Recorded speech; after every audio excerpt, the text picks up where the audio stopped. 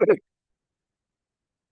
जी दोस्तों, आज का जो हमारा नया टॉपिक होगा, ठीक है, उस टॉपिक का नाम है, मोस्ट इम्पोर्टेंट है, और इसको ध्यान रखना है, राजस्थान के जिले एवं निर्माण। टॉपिक का नाम, नया अध्याय। ठीक है, इसके बाद में जो ये खत्म हो जाएगा, कल ये इसका सेकंड पार्ट चलेगा जिलों का। और जो परसों जो क्लास होगी वो चलेगी आपके संभागों की। तो संभाग कंप्लीट होने के बाद में फिर अगले चलेंगे आपके शुभंकर हो गए। शुभंकर होने के बाद में आपके जो प्राचीन नाम है राजस्थान के वो चलेंगे। फिर वो होने के बाद में आपका एक टॉपिक बड़ा जो टॉपिक वो कंप्लीट हो जाएगा, फिर चलेगा आपका भौतिक प्रदेश। कौन सा? भौतिक प्रदेश। या फिर भौतिक प्रदेश से पहले में आपके राज्य के जो प्रतीक चिन्ह है, जैसे राज्य पशु। कौन है राज्य पशु? जैसे कि मैं बात करूं पशुधन की श्रेणी से, तो राज्य पशु ऊंट है, तो 2014 में इसे राज्य पशु का दर्जा दिया गया था। वैसे राज्य पशु कौन है? चिंकारा। ठीक है, राज्य पक्षी कौन है? गोडावण। ठीक है, इस तरीके के इनके ऊपर चर्चा करेंगे, लेकिन इनके ऊपर भी डिटेल में बात करेंगे। इनको कब दर्जा मिला गया, इनका वानस्पतिक नाम क्या है, इनको कौन सा इनके जो ये कौन सा फल खाते हैं, इनके लिए कौन से जलवायु उपयुक्त है, ये कहाँ रहते हैं, किस जिले में रहते हैं। तो बहुत महत्वपूर्ण टॉपिक है ये। यहाँ से भी एक क्वेश्चन बनने के, राज्य के प्रतीक चिन्हों से भी एक क्वेश्चन बनने की संभावना है, क्योंकि पेपर इतना बड़ा नहीं है आपका, चतुर्थ श्रेणी का 10th लेवल का, तो ज्यादा हार्ड नहीं आएगा।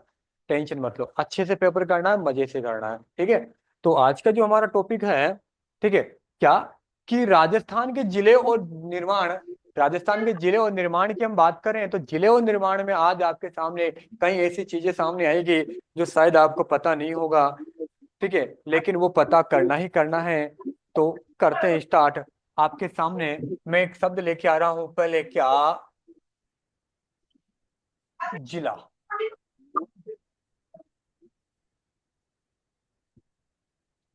जिला जो शब्द है, जिला जो शब्द है, इस शब्द का प्राचीन काल में उल्लेख मिलता है, लेकिन जिले के रूप में नहीं दोस्तों। किसके रूप में नहीं? जिले के रूप में नहीं। तो सर किसके रूप में? ये बहुत महत्वपूर्ण बात है। जनपद। किसके रूप में? जनपद। जन, जन का मतलब होता है लोग। ठीक है ना, लोगों का एक समूह है, एक कबीले के रूप में ये निवास करते थे। अगर आप लोगों ने ऋग्वेद सुना हो, ऋग्वैदिक सभ्यता, वैदिक सभ्यता के बारे में बात करूं, किसके बारे में? हालांकि वैदिक सभ्यता आपके प्राचीन में प्राचीन भारत की जो है सब्जेक्ट है, उसमें आएगी बेटा। तो वैदिक सभ्यता की जो शुरुआत होती है वो 1500 ईसा पूर्व से 600 ईसा पूर्व के मध्य है बेटा। जो हमारा अलग टॉपिक है, इसके ऊपर हम अलग चर्चा करेंगे। ये हमारे टॉपिक से बाहर है, तो इस पर अभी हम चर्चा नहीं करेंगे। क्लियर? तो आज जो हमारा टॉपिक है, और इस टॉपिक में हम बात करें जिलों की। जिले शब्द का सर्वप्रथम उल्लेख मिलता है कहाँ? प्राचीन उल्लेख मिलता है प्राचीन ग्रंथों में, यानी वैदिक सभ्यता में। और ये जो जनपद जो शब्द मिलता है वो किस में मिलता है सर? वेदों में मिलता है। किस में मिलता है? वैदिक सभ्यता बोल सकता हूं मैं। याद करो, अगर किसी ने पढ़ा हो वैदिक सभ्यता में, पहले आया ऋग्वेद काल में जन, फिर आया जनपद ऋग्वेदिक काल में। देखो दोस्तों, ध्यान रखना है, मैं यहां बता दूं, हालांकि टॉपिक से हटके हैं क्या। आपके एक शब्द आता है जन, और जन शब्द का पहली बार जो उल्लेख मिलता है दोस्तों, जन शब्द का पहली बार उल्लेख मिलता है, वो किस में मिलता है? वैदिक सभ्यता में। और वैदिक सभ्यता में किस में? ऋग्वेद में। ये प्रश्न कई बार पूछ लिया गया है। जन शब्द का उल्लेख पहली बार किसे मिलता है? प्राचीन इतिहास के अंदर मैं बात करूं वैदिक सभ्यता में, वैदिक सभ्यता में कौन सा? ऋग्वेद में। फिर आता है आपका जनपद। कौन सा शब्द आया? इसमें एक नया शब्द जुड़ा, जनपद। और जनपद जो आता है दोस्तों, वो मिलता उत्तर वैदिक काल में। सर उत्तर वैदिक काल कौन सा है? सर उत्तर वैदिक काल की अगर मैं बात करूं, सर ये ऋग्वैदिक काल का टाइम पीरियड क्या है वो भी अगर आप आपको नहीं पता तो मैं लिख देता हूं, 1500 ईसा पूर्व से, 1500 ईसा पूर्व से 1000 ईसा पूर्व, ये जो टाइम पीरियड है बेटा वो कौन सा है? ऋग्वेदिक काल। और उत्तर वैदिक काल की बात करूं तो 1000 ईसा पूर्व से 600 ईसा पूर्व। ठीक है। और इस काल में किसका, बेटा प्लीज रिक्वेस्ट कर रहा हूं ध्यान रखना, कौन सा शब्द है? जन शब्द ऋग्वेद में मिलता है, ऋग्वेद में मिलता है। और जनपद शब्द का पहली बार, हालांकि जन शब्द की बात कर रहा हूं, जनपद जो शब्द का विस्तार हुआ है यानी जनों का, जनों का, जन का मतलब जनपद बना है, जन से क्या बना? जनपद। और जनपद को ही हम वर्तमान में क्या कहते हैं? जिला कहते हैं। क्या कहते हैं? जिला कहते हैं एक तरीके से। फिर एक शब्द आया आपके कि सर, फिर एक और शब्द आता है जिसका नाम क्या है दोस्तों? महाजनपद। मैं टॉपिक से हटके हट गया थोड़ा सा, ठीक है ना, लेकिन ये चीज बहुत जरूरी है दोस्तों। क्या महाजनपद का उल्लेख किसमें मिलता है? ये मिलता है महाजनपद काल में। किसमें मिलता है? महाजनपद काल में मिलता है, जो 600 ईसा पूर्व के आगे चलता है, 600 ईसा पूर्व के आगे चलता है, जो लगभग 400 ईस्वी तक चलता रहता है, 400 ईस्वी तक। 600 ईसा पूर्व से क्या कहाँ तक है? 400 ईस्वी तक। ठीक है, इस तरीके से।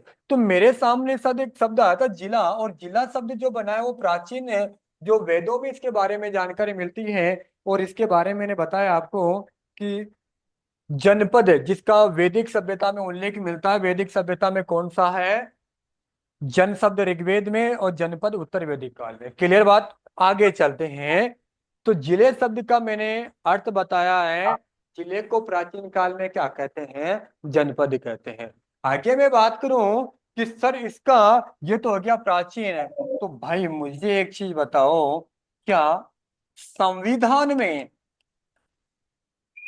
संविधान में, संविधान में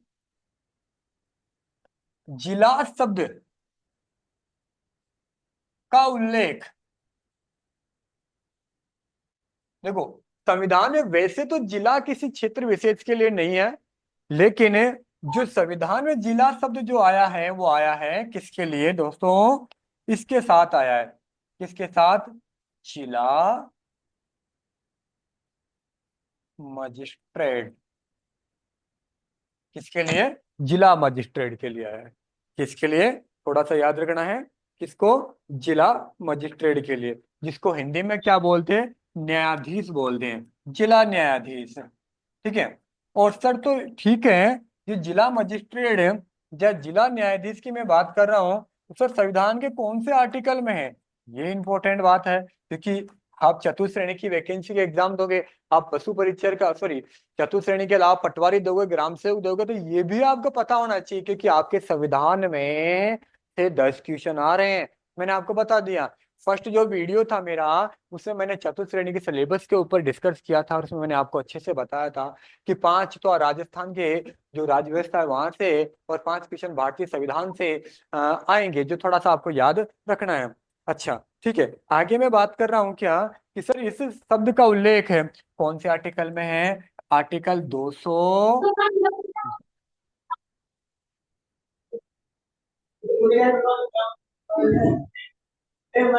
आर्टिकल 233 में, हाँ जी, आर्टिकल 233 में जिला शब्द का किसके साथ? जिला न्यायाधीश शब्द का उल्लेख है, जिला न्यायाधीश शब्द का उल्लेख है, तो जिला शब्द आ गया ना, तो एक संवैधानिक शब्द हो गया। याद रखना है इसको। ठीक है। इसमें क्या लिखा हुआ है कि जो जिला न्यायाधीश है, जिला न्यायाधीश की नियुक्ति का प्रावधान वेरी इंपॉर्टेंट है। तो आपके सामने सर आप कह रहे हो कि संवैधानिक है, जी हाँ बिल्कुल संवैधानिक है। ये देखो जिला न्यायाधीश शब्द आया, और ये रहा जिला शब्द।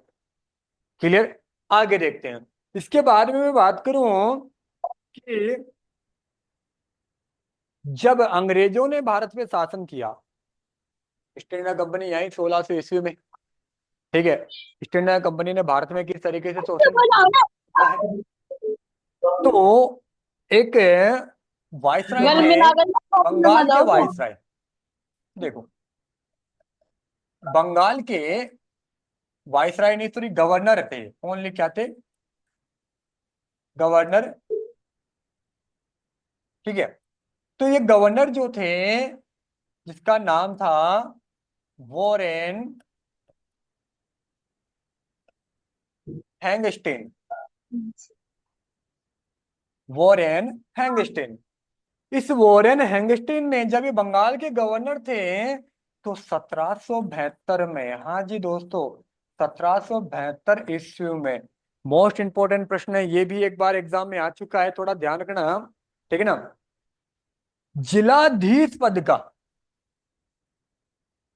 जिलाधीश पद का सृजन किया। वेरी इंपॉर्टेंट प्रश्न है ये भी, ध्यान रखना है। जिलाधीश पद का सृजन कब किया गया? आपके 1772 में। कहाँ पे किया? भारत में, बंगाल में किया। बंगाल में कहाँ? कलकत्ता। याद करो अगर किसी को याद हो, 1773 का रेगुलेटिव एक्ट, जिसमें वॉरेन हैंगस्टिंग को बंबई, मद्रास और कलकत्ता तीनों प्रेसिडेंसियों का गवर्नर जनरल बनाया गया था। क्या बनाया गया था वहां पे? गवर्नर जनरल बनाया गया था। और मैं यहाँ क्या लिख रहा हूँ? गवर्नर, क्योंकि 1772 में तो कौन सा पद था? गवर्नर का पद था।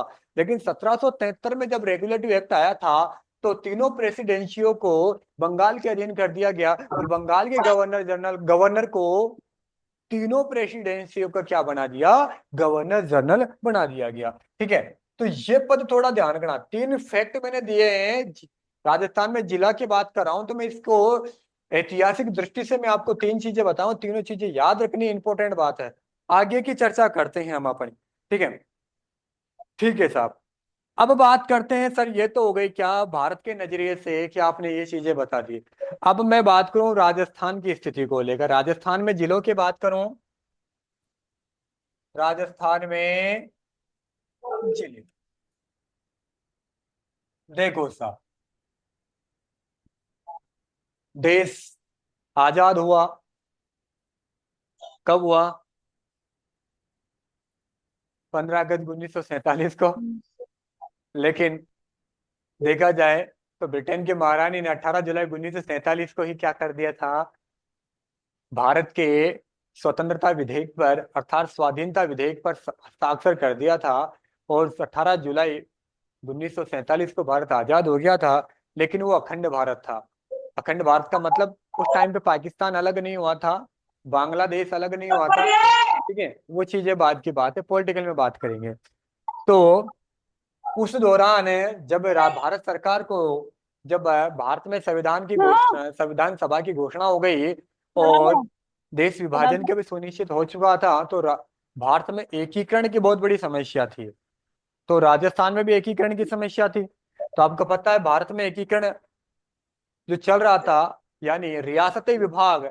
तो आप मुझे कमेंट करके बताएंगे कि राजस्थान, भारत में रियासती विभाग का चेयरमैन कौन था, अध्यक्ष कौन था? और भारत में रियासती विभाग की जो अध्यक्षता करने वाले थे, चलो मैं बता देता हूँ, सरदार वल्लभ भाई पटेल जी थे। जो मुझे पता है तुम बताओगे नहीं, या बताओगे तो तुम लोग पता नहीं कहाँ से क्या करोगे, भगवान जाने। तो ध्यान रखना, भारत में रियासती विभाग की स्थापना कब हुई थी? 5 जुलाई 1947 को। कुछ किताबों में 3 जुलाई 1947 है, तो जुलाई 1947 में इसकी स्थापना हुई है, पहली बात, ठीक है। उसके अध्यक्ष थे डॉक्टर सरदार वल्लभ भाई पटेल जी, ठीक है। उनके नेतृत्व में भारत का एकीकरण हुआ, और एकीकरण भी हुआ बहुत गजब तरीके से हुआ था, जिसके बारे में भारत में पढ़ेंगे। उसी दौरान राजस्थान का भी एकीकरण चल रहा था। तो मैं बात करूं राजस्थान के एकीकरण की, राजस्थान के एकीकरण। अब आप लोग सोच रहे हो, अरे यार सर आप तो क्या कर रहे हो, इसमें तो पॉलिटिकल भी घुसेड़ दिए, इसमें तो सर आपने राजस्थान के इतिहास भी घुसेड़ दिया और इसमें राजस्थान का ज्योग्राफी भी है। जब तीनों को मिक्स में कैलकुलेट होगा तो मजा आएगा पढ़ने में, समझ में तभी आएगा। एकीकरण की मैं बात करूं तो एकीकरण दोस्तों कितने चरणों में है? कई बार प्रश्न आ चुका। इसमें समय कितना लगा, ये प्रश्न भी आ चुका है। हालांकि मैं एकीकरण डिटेल में नहीं पढ़ाऊंगा आपको यहाँ पे, मैं एकीकरण की कुछ बातें मैं आपको यहाँ पढ़ाऊंगा, इस वजह से मैं यहाँ ये ले रहा हूँ। क्या, अब इसमें जो समय लगा है वो समय लगा है कितना, लगभग 8 साल। कितने लगे हैं? 8 साल, यानी 8 वर्ष। ठीक है, 8 वर्ष। ठीक है, 7 माह और 14 दिन, 7 माह और 14 दिन। यह प्रश्न भी कई बार आपके आ चुका है, तो थोड़ा सा प्लीज ध्यान रखना इसके बाद। अगली बात, तो 7 चरणों में राजस्थान का एकीकरण हुआ, समय लगा आपके सामने। और अगर मैं बात करूं कि सर ये समय कब से कब तक था, सर एकीकरण प्रारंभ कब हुआ राजस्थान का प्रथम चरण?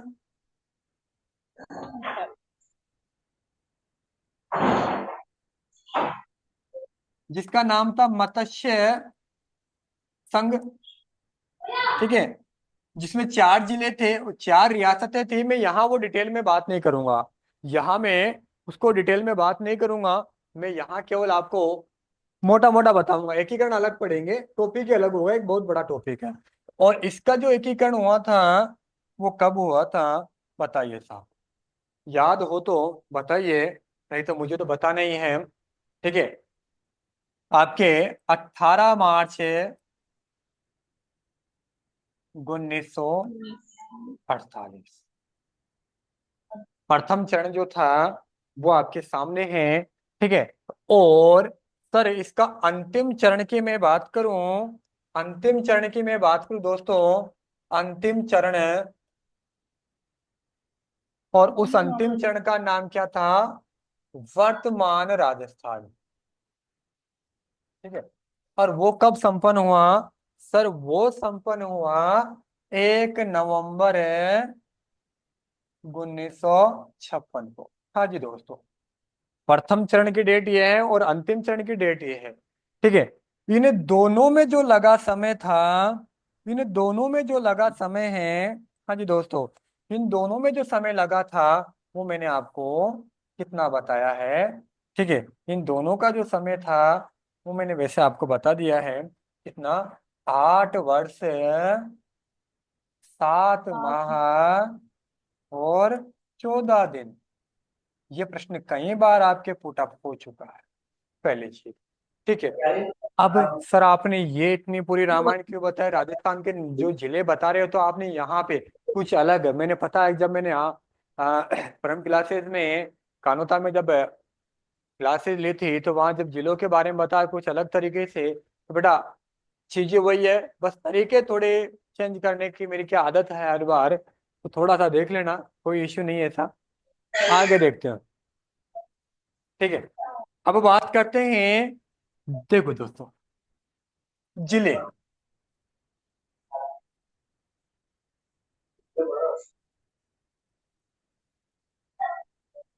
देखो साहब, जब 1 नवंबर 1956 को राजस्थान का एकीकरण संपन्न हो गया, तो एकीकरण में जो आपकी 19 रियासतें और 3 ठिकाने थे, 19 रियासतें और 3 ठिकाने थे, उनको मर्ज करते हुए राजस्थान में शामिल करते हुए, ठीक है, 1 नवंबर 1956 तक, 1 नवंबर 1956 को 26वां जिला बनाकर, 26वां जिला, जिसका नाम क्या था, अजमेर था। ठीक, कब बना, ये रही डेट। राजस्थान के एकीकरण के दौरान, आपको पता इस दौरान जब राजस्थान का एकीकरण चल रहा था, तो उधर भारत में राज्य पुनर्गठन आयोग की सिफारिश पर कई संशोधन होते गए, और जो 7वां संविधान संशोधन हुआ था वो संपन्न कब हुआ था, सातवां संविधान संशोधन, वो आपके सामने है। वो इसी दौरान अगर मैं बात करूं भारत के संविधान का सातवां संविधान संशोधन वो कब हुआ था, इसी नवंबर 1956 में संपन्न हुआ था। इस सातवें संविधान में संशोधन में कई ऐसे प्रस्ताव लेके आए गए थे, ठीक है। राजस्थान में भी एक बहुत बड़ा बदलाव हुआ था। जब राजस्थान का एकीकरण संपन्न हो गया था तो राजस्थान का जो दर्जा था उसको एक राज्य का दर्जा पूर्णतः मिल चुका था। और राज्य में जो राज प्रमुख का पद था, आपको पता है अंतिम राज प्रमुख कौन थे, हमारे जयपुर के यानी आमेर रियासत के मानसिंह द्वितीय जी थे। वो हमारे राज प्रमुख थे। और उन्होंने उन वो अंतिम राज प्रमुख भी है, हमारे राजस्थान के अंतिम राज प्रमुख भी है। उनके स्थान पर, राज प्रमुख के स्थान पर राजस्थान में एक नए पद का, संवैधानिक रूप से एक नए पद का सृजन हुआ जिसका नाम क्या था, राज्यपाल। क्या नाम, राज्यपाल, सॉरी बेटा, क्या नाम था, राज्यपाल, ठीक है। तो 26वां जिला आपका अजमेर बना, ठीक है। एकीकरण संपन्न हो गया, यानी 26वें जिले अजमेर, सॉरी अजमेर जब 26वां जिला बना, राजस्थान का एकीकरण भी क्या हो गया, संपन्न हो गया। अब देखो, एकीकरण पूर्ण होने के बाद निर्मित प्रथम जिला, हाँ जी, एकीकरण पूर्ण होने के बाद में जो प्रथम जिला था वो कब बना और कैसे बना, उसके ऊपर हम चर्चा कर रहे हैं। 27वां जिला, 26वां तो आपके सामने है, 27वां जिला क्या नाम है, धौलपुर। क्या नाम है, धौलपुर। ये किससे पृथक हुआ था, अब तक तो हमने यही पढ़ा था कि धौलपुर जिला है वो किससे विभाजन हुआ, ये नहीं पता था, ये बताया भी नहीं जाता आप लोगों को। आज मैं आपको इसमें बताऊंगा। धौलपुर जिले का जो निर्माण हुआ था वो भरतपुर जिले के पुनर्गठन से हुआ था।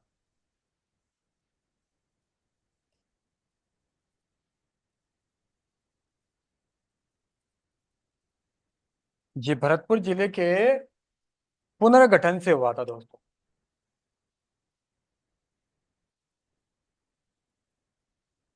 ठीक है।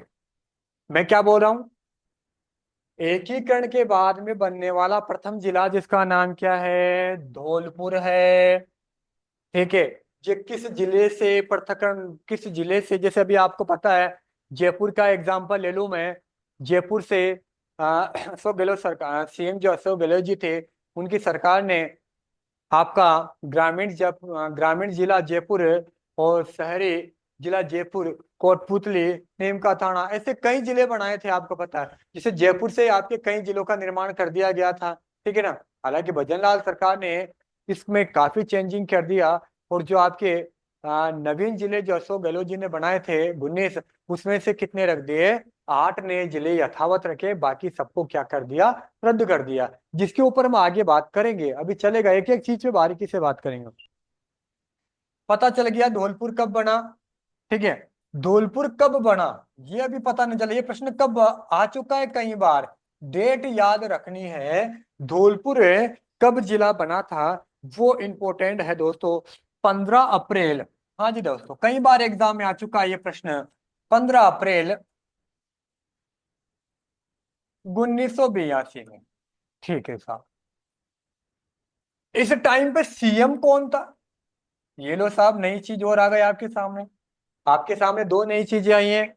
एक तो धौलपुर का जो जो धौलपुर का किस जिले से पुनर्गठन हुआ है, यानी किस जिले का क्षेत्रफल घटाकर एक नए जिले का निर्माण किया गया।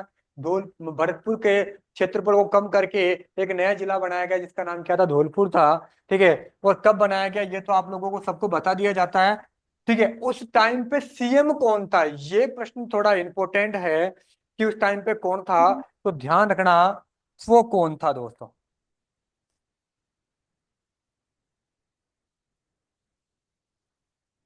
शिवचरण माथुर। जिस टाइम पे राजस्थान के सीएम कौन थे, शिवचरण माथुर जी थे। और शिवचरण जी माथुर जुलाई 1981 से कब से कब तक रहे थे? जुलाई 1981 से, जुलाई 1981 से फरवरी 1985 तक।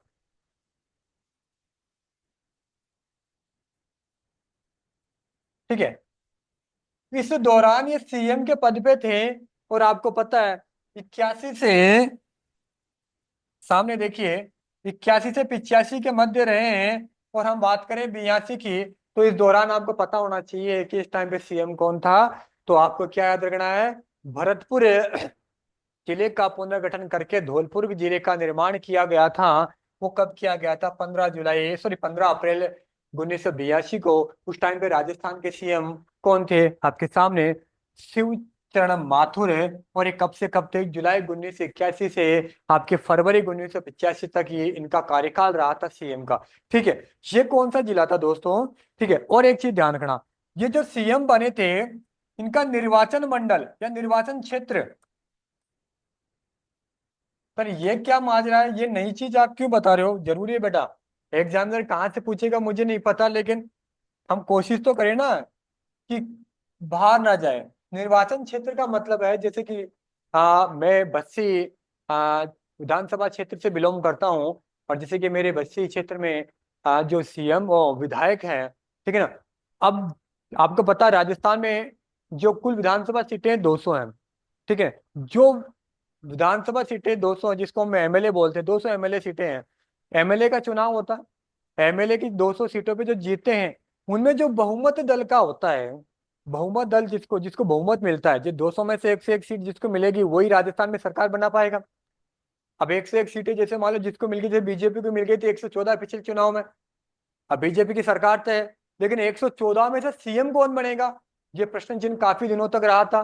कोई बोल रहा था हाँ ये बनेगा, करोड़े लाल जी मीणा साहब बनेंगे। कोई बोल रहा था आपके बहुत सारे लोगों के बारे में कमेंट हो रहे थे। लेकिन अचानक से सामने आया कि नए सीएम, नया चेहरा आ गया। कौन? भजन लाल जी। और वर्तमान में सीएम कौन बन गए? भजन लाल जी। तो उसी तरीके से मैं बात कर रहा हूँ, और भजन लाल जी का निर्वाचन क्षेत्र कौन सा है? ये प्रश्न भी आपको आ सकता है। हालांकि मैं मुख्यमंत्री जब पढ़ाऊंगा तब वहां बात करूंगा। तो भजन लाल जी का निर्वाचन क्षेत्र जो कौन सा है, वो सांगानेर है।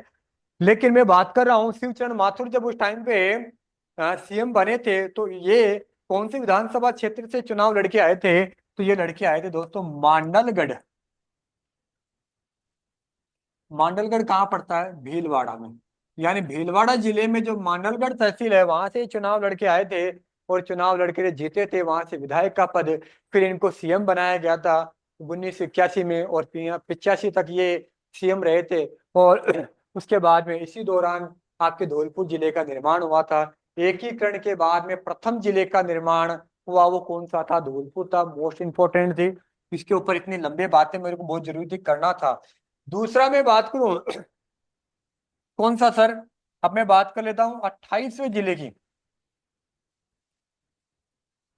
28वां जिला, और वो कौन सा है सर? दोस्तों 28वां जिला जो है वो आपका 12 है। कौन सा है?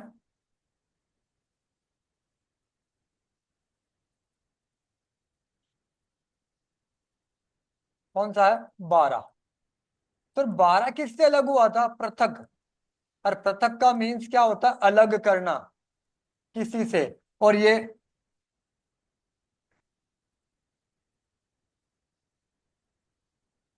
किससे अलग हुआ था? 12 कोटा से। हाँ जी। कोटा जिले से ये क्या हुआ था? पृथक हुआ था। और कोटा जिले से पृथक करके एक नई नवीन जिले का निर्माण किया था, जिसका नाम क्या था? 12। कौन से नंबर का? 28वें नंबर का। हाँ जी दोस्तों, अगले बात करूं, कब बना था ये?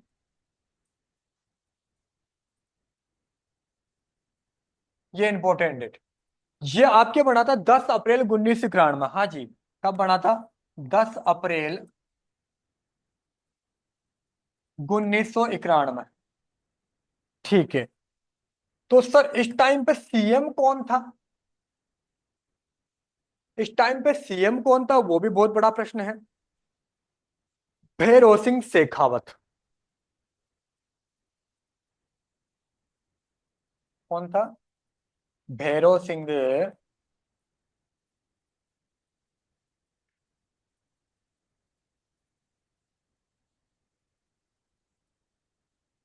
शेखावत। ठीक है। इनका निर्वाचन ये कब से कब तक रहे थे? कब से कब तक सीएम रहे थे ये, उस टाइम की बात करूं मैं। तो दोस्तों, ये जो सीएम रहे थे, ये मार्च 1990 से, मार्च 1990 से, मार्च 1990 से लेके दोस्तों, ये रहे थे लगभग दिसंबर 1992 तक।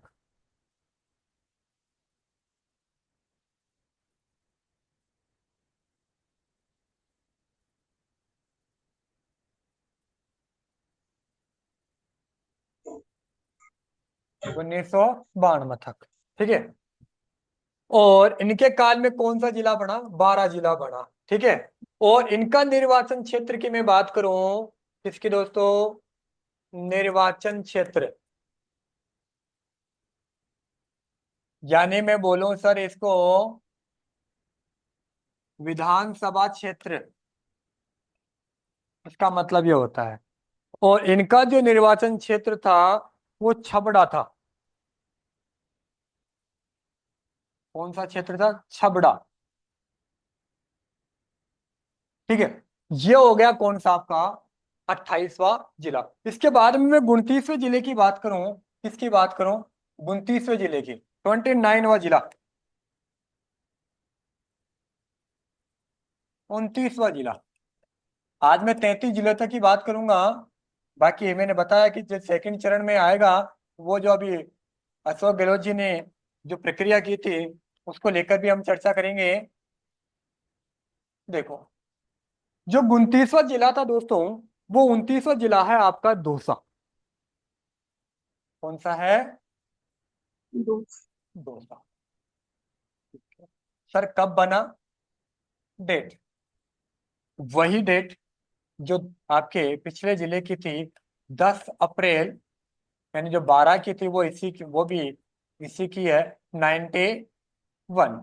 ठीक है। अब इसमें वो पूरी रामायण तो लिखने की जरूरत नहीं है।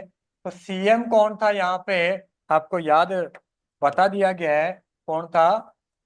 भैरव सिंह शेखावत। क्लियर? और ये कौन से क्षेत्र का से निर्वाचन, यानी विधानसभा, विधानसभा क्षेत्र, हालांकि पीछे मैंने बता दिया है, ठीक है ना, वो कौन सा है? छबड़ा है। क्लियर? तो थोड़ा सा याद रखना इसके बारे में। और ये कब से कब तक था सीएम, ये मैंने पिछले वाले में लिखा दिया, यहाँ इसलिए नहीं लिखवाया कि इसके टाइम पे 12 हो गया, दौसा हो गया, और एक राजसमंद हो गया, ये जिलों का क्या हुआ था? निर्माण हुआ था। अगला जो आता है आपका 30वां जिला,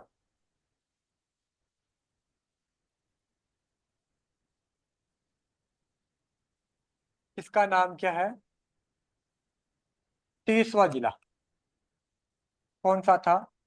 सर राजसमंद।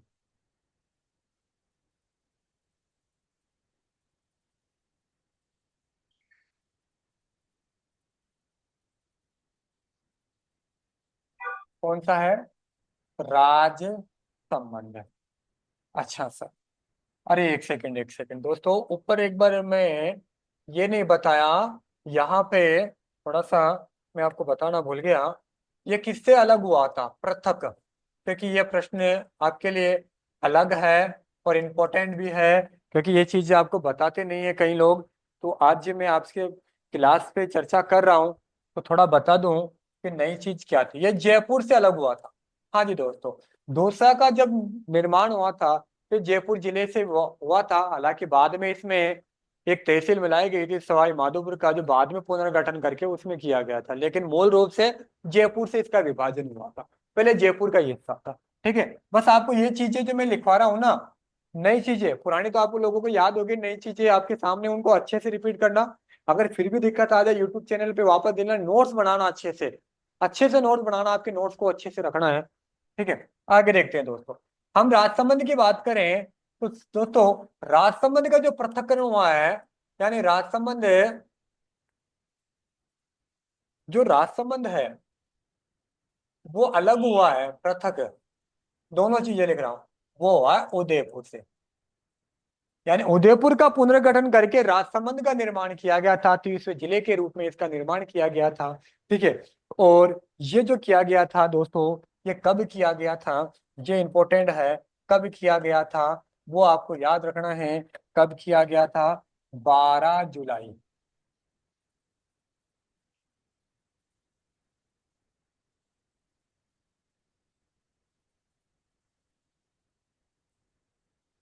12 जुलाई 1900, जो 94 था, नहीं 94 नहीं, सॉरी बेटा,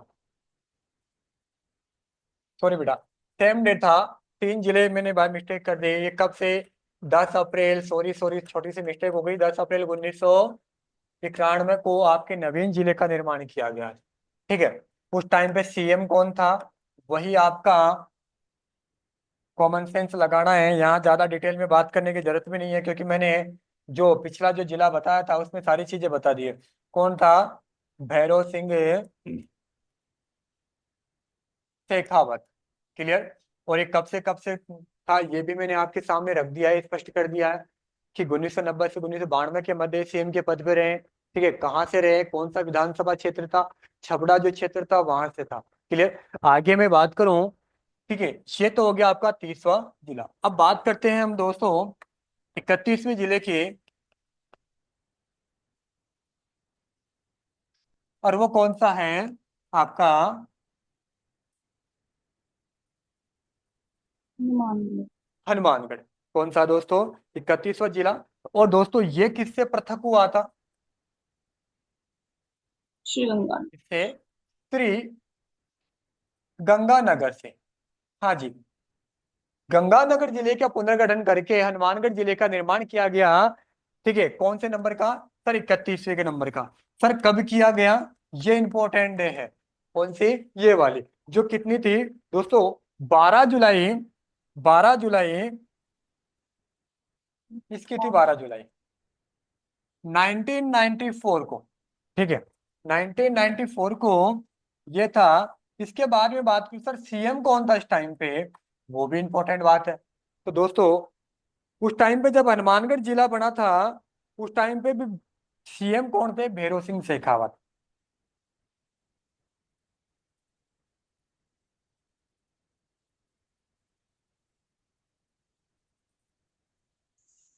लेकिन एक चीज ध्यान रखनी है, यहाँ नई चीज है।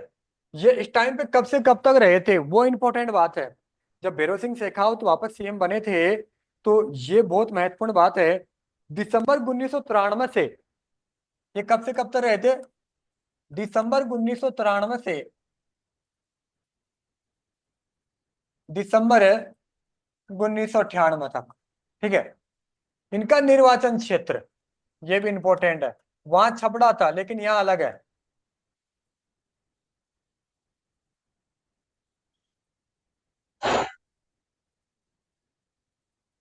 निर्वाचन क्षेत्र का मतलब विधानसभा क्षेत्र। यानी इसने एमएलए का चुनाव कहाँ से लड़ा था, इसका मीन्स ये है। तो ये कौन सा है बेटा? ये था आपका, जो पड़ता है बाली, जो पाली के पास पड़ता है। कौन सा क्षेत्र? बाली क्षेत्र। पाली में। यहाँ से इन्होंने चुनाव लड़ा था, यहाँ से जीते और वापस राजस्थान के सीएम बने। और इनके कार्यकाल में हनुमानगढ़ जिले का भी निर्माण हुआ। ठीक है दोस्तों। अब इसके बाद में आता है 32वां जिला।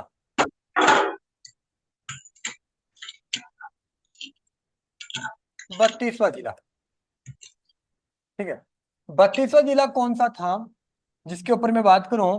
32वां जो जिला है आपका, वो है दोस्तों कौन सा? करौली। वर्षा एक बड़े का दो दिन देख जो। कौन सा है? करौली। और दोस्तों करौली का जो निर्माण हुआ था, वो किस जिले के पुनर्गठन से, यानी किससे अलग हुआ था, पृथक, यानी अलग, या मैं बोलूं और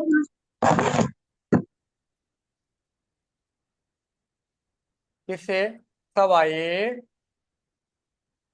माधोपुर के पुनर्गठन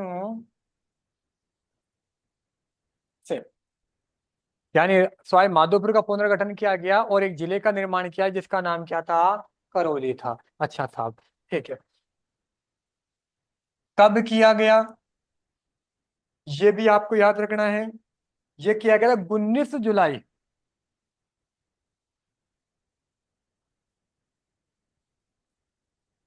1997 को। और आपको पता है इस टाइम पे भी सीएम कौन रहेंगे, अभी हमने बात की है सीएम कौन थे, तो यहाँ डिटेल में बात करने की जरूरत नहीं है क्योंकि पिछले जिले में मैंने आपके सामने सारी बातें रख दी है। सीएम कौन है, भैरव सिंह शेखावत, जो कब से 93 से 90, जो 90 क्या नाम से 98 तक रहा था, 93 से 98 तक ये रहा था। ठीक है, इस दौरान भी दो जिलों का इसने क्या किया था, निर्माण किया था। अब एक चीज आपके सामने है, ठीक है, तो ये कहाँ का निर्वाचन क्षेत्र था इसके सामने मैंने पिछले, यहाँ मैंने आपको बता दिया बाली से, तो यहाँ भी बाली क्षेत्र से ही निर्वाचन क्षेत्र था इसका, अलग नहीं है। ठीक है, ये कौन सा, 32वां जिला। ठीक है, अब आता है आपके कौन सा, सर 33वां जिला।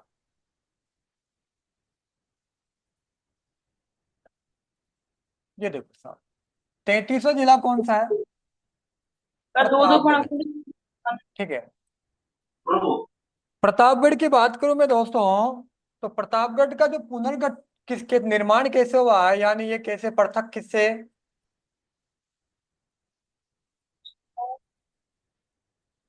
ये किन जिलों के पुनर्गठन से हुआ है दोस्तों, ये 3 जिलों के पुनर्गठन से हुआ है, 3 जिलों के पुनर्गठन से, 3 जिलों के पुनर्गठन से। कौन कौन सा सर, चित्तौड़, उदयपुर और आपका बांसवाड़ा, इन तीनों जिलों से 5 तहसीलें ली गई थी, जिनके ऊपर मैं डिटेल में से बात करूंगा जब आगे बात करेंगे तब, अभी तो इतना याद रखना है। ठीक है, तो अच्छा, अगली चीज,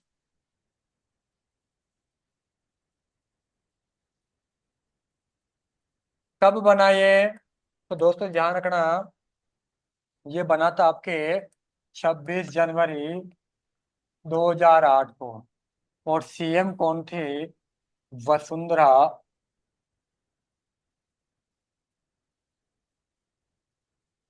राजे सिंधिया।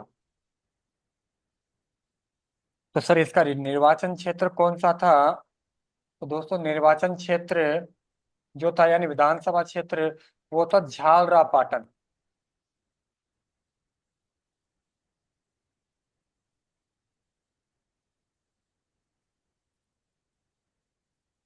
कौन सा था, झालरा पाटन, ये इसका निर्वाचन क्षेत्र था। ठीक है, इस तरीके से हमने आज जो बात की है।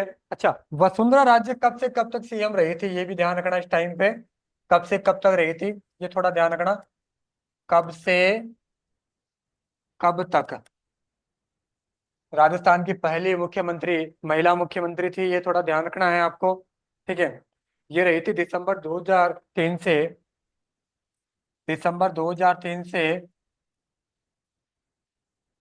दिसंबर 2008 तक।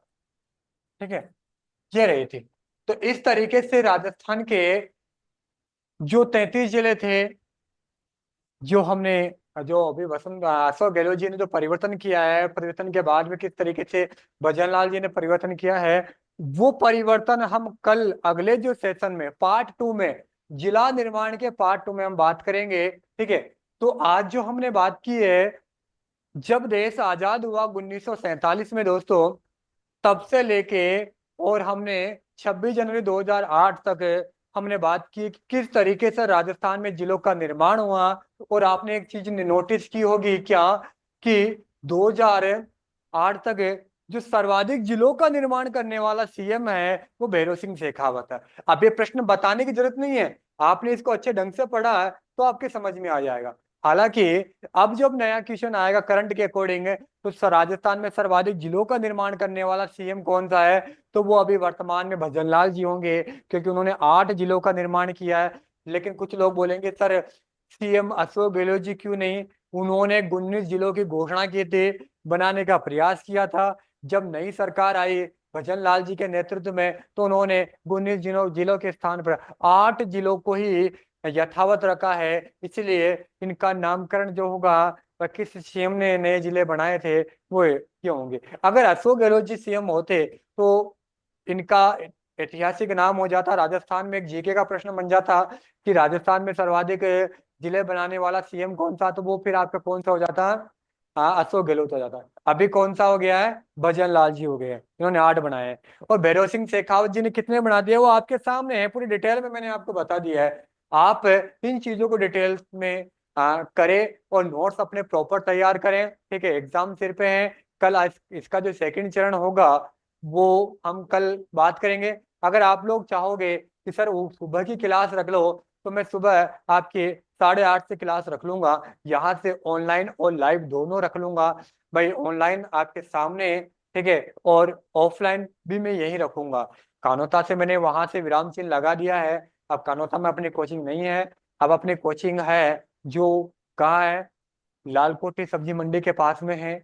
और यहीं से हम अपनी क्लासेस ऑफलाइन ऑनलाइन ऑनलाइन यथावत कंटिन्यू चला रखे हैं। परम क्लासेस यथावत थी, यथावत है, और आगे भी रहेगी, ठीक है। किसी भी प्रकार का कोई डाउट हो तो आप प्लीज कमेंट करके बोले और बताइए और पूछिए, ठीक है।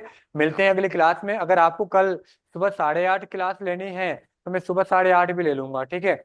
लेकिन उसके लिए मुझे आप कमेंट करके बताएंगे कि सर सुबह का टाइम सही रहेगा या शाम का ये टाइम जो 6 बजे का वो सही रहेगा। तो ठीक है, मिलते हैं नेक्स्ट क्लास में। धन्यवाद। किसी प्रकार कोई डाउट है तो आप कमेंट कर सकते हैं।